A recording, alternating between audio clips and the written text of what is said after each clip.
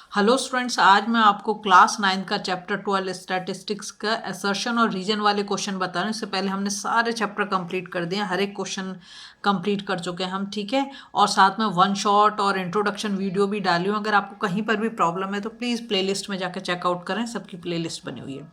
यहाँ question number 1 assertion में क्या होता है, in a histogram the area of each rectangle is proportional to the frequencies of its classes. ये तो बिल्कुल सही स्टेटमेंट है, इसमें कोई भी डाउट नहीं है, ठीक है।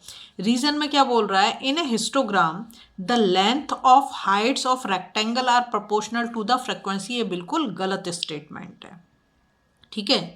तो यहाँ पर हमारा क्या हो गया, असर्शन ठीक है लेकिन रीज़न क्या है, फॉल्स है। तो हम इसमें देखेंगे कि कौन सा, ये 4 ऑप्शन दे रखे इसमें। जैसा पहला है both assertion and reason are true, वो तो हमारे हैं नहीं, ठीक है। दूसरे में दिया both assertion and reason are true, दोनों ट्रू नहीं है हमारे। Assertion is true and reason is false, ये है हमारा। तो यहाँ पर हमारा सी ऑप्शन जो है वो करेक्ट हो जाएगा, ठीक है। अब हम जाएंगे नेक्स्ट क्वेश्चन पर। तो वहाँ पर वो हमें बोल रहा है कि इन a histogram in a histogram the area of each rectangle is proportional to the class size of the corresponding interval। इसका मैं अभी लास्ट में ना आपको जब इसे ख़त्म करूँ इससे पहले एक एग्जांपल करके दिखाऊंगी तो आप समझ जाओगे। तो यहाँ दे रखा है in a histogram the area of each rectangle is proportional to the class size of the corresponding interval, ठीक है। तो ये असर्शन हमारा फॉल्स है, ये सही नहीं है। जो इसने ये बोला था पहले वाले असर्शन में ये सही था, ये क्या है, फॉल्स है। रीजन में वो हमें क्या बोल रहा है, to draw the histogram of a continuous frequency. ये ध्यान दें क्या बोला है, continuous frequency distribution with unequal classes interval. Unequal classes interval अभी मैं एक एग्जांपल लेकर आपको समझाती हूँ। The frequencies of classes are adjust by using the formula. क्या है adjusted frequency of a class, कैसे करेंगे, maximum class size upon class size into, यहाँ पे लगाएंगे into frequency of the class. तो ये जो फॉर्मूला दिया है ये बिल्कुल करेक्ट है। देखो जब भी हम उसे एडजस्ट करना पड़ता है ना तो हम कैसे करते हैं, जैसे कि अब यहाँ पर आप देखो, यहाँ दे रखा 118 और यहाँ पे क्या दे रखा है 126।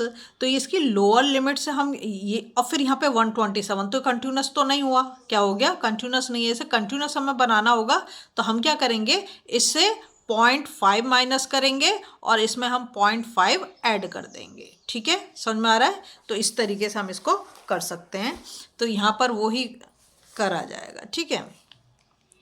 अब इसके बाद वो कहता है हमें अच्छा, तो मैंने बताया आपको कि असर्शन तो यहाँ पर हमारा क्या हो गया, फॉल्स, और रीज़न हमारा क्या हो गया यहाँ पर, ट्रू। तो अब हमारा कौन सा ऑप्शन करेक्ट होगा, यहाँ लिख रहा both assertion and reason are true, नहीं है दोनों true. Both assertion and reason are true, नहीं है दोनों ट्रू। यहाँ पे बोलता है असर्शन इज ट्रू, तो हमारा तो असर्शन ही फॉल्स है, तो ये भी नहीं होगा। और लास्ट में दे रखा है assertion is false and reason is true, तो हमारा डी ऑप्शन जो है वो बिल्कुल करेक्ट ऑप्शन है।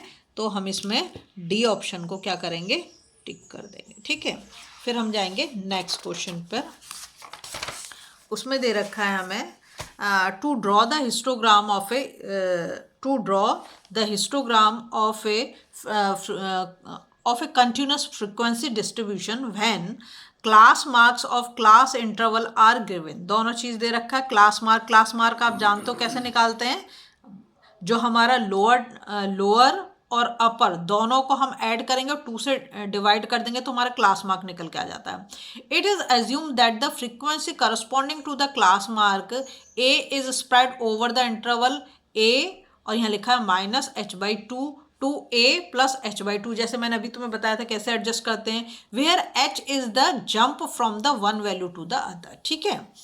रीजन में क्या बोल रहा है वो, तो इसमें जो है हमारा असर्शन तो ट्रू है, ये असर्शन जो दे रखा है बिल्कुल ट्रू दे रखा है। रीजन में क्या बोला है, the class marks of continuous frequency distribution are, जैसे यहाँ पे दे रखा 1.04 1.14, तो यहाँ पे हमें दिखाई दे रहा है 10 का 0.10 हो गया यहाँ पे। अगर इससे इसको हम वो कर देंगे माइनस, तो है ना, तो ये तो यहाँ तक तो हमारा सही जा रहा है। लेकिन वो क्या कहते हैं, द लास्ट इंटरवल, जो हमारा लास्ट इंटरवल दे रहा है वो क्या ये होगा, नहीं ये तो नहीं होगा।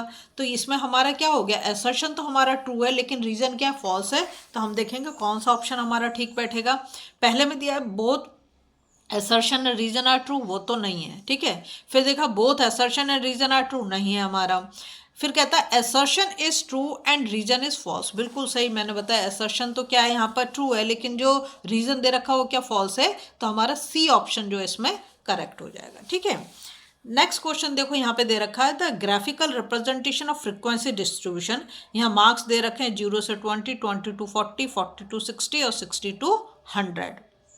ठीक है, और यहाँ पर नंबर ऑफ स्टूडेंट दे रखे हैं कि 10 स्टूडेंट, 15 एंड 20 एंड 25। ठीक है, तो मैंने यहाँ पर एक्स एक्सिस पे तो इसके मार्क्स ले लिए और वाई एक्सिस पर मैंने क्या करा है, नंबर ऑफ स्टूडेंट्स ले लिए। ठीक है, अब इसमें हम करेंगे क्या, जो इसने हमें दे रखा है, यहाँ पे दे रखा है जैसे 0 से 20। अब यहाँ पर तुम देखो तो क्लास इंटरवल मतलब क्या करना चाहिए, एक जैसे नहीं, कैसे 0 से 20, ठीक है 20 का गैप है, फिर 20 to 40 20 का गैप है, ठीक है 40 to 60 20 का गैप है, लेकिन लास्ट वाले को देखो तो 60 to 40, तो ये कैसे हो गए, इरेगुलर हो गए, रेगुलर तो नहीं हुए, है ना। तो हमें ऐसे केस में जब हमारी क्या करना चाहिए, क्लास इंटरवल रेगुलर ना हो, तो हमें इसके लिए लेंथ भी निकालनी पड़ती है अगर हम बना रहे हैं ग्राफिकल रिप्रेजेंटेशन, और हमें जो ब्रेथ है वो भी लेनी पड़ती है। और किस तरीके से हम लेते हैं वो मैं आपको समझा देती हूँ एक एग्जाम्पल से। ठीक है, यहाँ पे देखो, जैसे कि आप ये देखो यहाँ पर दे रखा है, ये तुम्हारा 12.1 एक्सरसाइज एनसीईआरटी का 12.1 का क्वेश्चन नंबर 8 है। ये रहा, a random survey of the number of children of various age group playing in a park was found as. यहाँ पे दे रखा है, एज दे रखी है यहाँ पर देखो 1 से 2, 2 से 3, 3 से 5, 1 से 2, 2 से 3, ठीक है, दोनों में 1 का गैप है, यहाँ पर तो 2 का गैप हो गया, यहाँ पर 2 का गैप है, फिर यहाँ पर तुम देखो 3 का गैप है, यहाँ पर देखो 5 का गैप है, यहाँ पर फिर 2, तो कैसे हो गए, तो इरेगुलर हो गया ना, एक जैसा तो नहीं है। तो इसको हम कैसे करेंगे, कैसे इसके, अगर हमें हिस्टोग्राम बनाना है इसके लिए, तो हम यह लिखा है draw a histogram to represent the data above. देखो अब इसमें तुम समझो तो तुम्हें समझ आ जाएगा। सबसे पहले क्या करा, फ्रीक्वेंसी जो है हम ऐसी लिख देंगे, जो फ्रीक्वेंसी हमें दे रखी है उसको ऐसे लिखेंगे। Width of class, width of class का मतलब क्या है, देखो जैसे मैंने हिस्टोग्राम बनाया, ये जो साइज़ है हमारा, जो हम बार ग्राफ बनाते हैं तो उसमें विड्थ जो होती है सबकी सेम होती है, और बीच में जो गैप होता है उसमें भी सेम होता है, इसमें गैप नहीं होता, इसमें हिस्टोग्राम में गैप नहीं होता, लगातार होते हैं ये। और इसमें जो है विड्थ अलग अलग हो सकती है, जैसा कि तुम्हें इसमें भी दिख रहा है, ये देखो इसकी विड्थ कितना है 2, इसकी भी 2 है, इसकी कितनी 3, इसकी कितना 5, इसके फिर 2, तो इसमें विड्थ अलग अलग हो सकती है। अब तुम समझो कि कैसे हम निकालते हैं जिससे तुम्हें बिल्कुल क्लियर हो जाए। विड्थ क्या करेंगे, विड्थ निकालने के लिए क्या करेंगे, देखो 2 से हम 1 को माइनस करेंगे तो 1 आ जाएगा, 3 से 2 को माइनस करेंगे 1 आ जाएगा, ये मैं विड्थ निकाल रही हूँ। 5 से 3 को माइनस करेंगे 2 आ जाएगा, 7 से 5 को माइनस करेंगे 2 आ जाएगा, 10 से 7 को माइनस करेंगे 3 आ जाएगा, 15 से 10 को माइनस करेंगे 5 आ जाएगा, और 17 से 15 को माइनस करेंगे तो 2 आ जाएगा। ये हमारा सब आ गया, विड्थ ऑफ क्लास आ गया। ठीक है, ये हमारी फ्रिक्वेंसी दे रखी है जो क्वेश्चन में दे रखी है। अब लेंथ कैसे निकालेंगे, लेंथ ऑफ द रेक्टेंगल कैसे, देखो विड्थ जो है ना, ये जो हम नीचे ले रहे हैं ये विड्थ है, जो हम इसका बेस ले रहे हैं ये विड्थ है, और लेंथ क्या है जो हम ऊपर की तरफ लेंगे। ठीक है, जो हम कैसी लाइन बना रहे हैं, वर्टिकल लाइन बना रहे हैं वो। अब तुम समझो कि उसको कैसे निकालोगे, तो इसमें क्या करेंगे, लेंथ निकालने के लिए फ्रीक्वेंसी जैसे इसकी 5 है, ठीक है, फिर इसकी विड्थ देखेंगे, इसकी करस्पॉन्डिंग उसमें विड्थ कितनी आ रही है, 1 आ रही है, तो 5/1 इंटू यहाँ पर लेंगे लोएस्ट विड्थ। अब ये सारी विड्थ जो हमने निकाल ली है, इसमें सबसे छोटी विड्थ क्या है, 1 ही है, तो 1 से मल्टीप्लाई करा तो 5 आ गया। ठीक है, अब यहाँ पर अगर तुम देखो तो फ्रीक्वेंसी कितनी है 3, तो 3 लिया, और इसकी जो विड्थ है क्लास की कितनी 1, तो अपॉन 1, और लोएस्ट फ्रीक्वेंसी की लोएस्ट विड्थ कितनी है 1, तो 3 1 जा 3। ठीक है, यहाँ पर तुम देखो फ्रीक्वेंसी कितनी है 6, तो 6 लिया, और इसका विड्थ कितना है 2, तो अपॉन 2, 2 3 जा 6, और मिनिमम तो सबके लिए 1 ही है, तो यहाँ पर हो गया 3। अब यहाँ पर देखो फ्रीक्वेंसी कितनी है 12, और विड्थ कितनी है 2, तो 2 से 12 को डिवाइड करोगे तो 6, और 6 को 1 से मल्टीप्लाई करोगे तो 6 है। फिर यहाँ पर देखो फ्रीक्वेंसी कितनी है 9, और विड्थ कितनी है 3, तो 3 3 जा 9, और 3 1 जा 3, मिनिमम तो सेम रहेगी। फिर यहाँ पर देखो यहाँ पर फ्रीक्वेंसी कितनी है 10 और विड्थ कितनी निकाली 5, 15 से 10 माइनस किया तो 5 आ गई।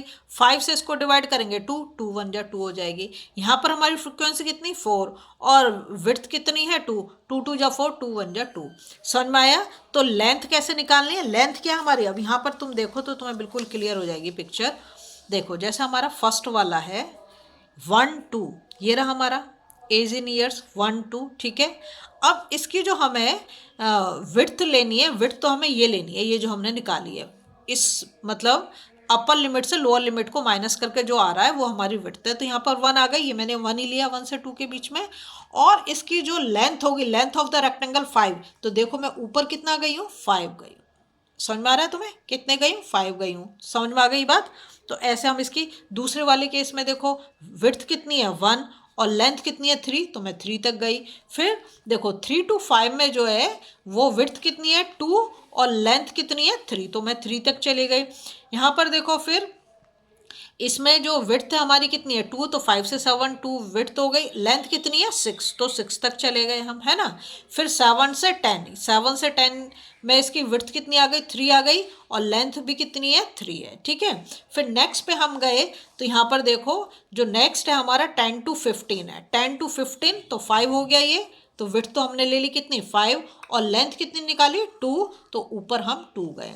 फिर 15 to 17 में देखो विड्थ कितनी निकल रही है 2, ये 2 हो गई और इसकी जो लेंथ निकाली वो कितनी निकाली 2, तो ऊपर ही हम 2 गए, ठीक है।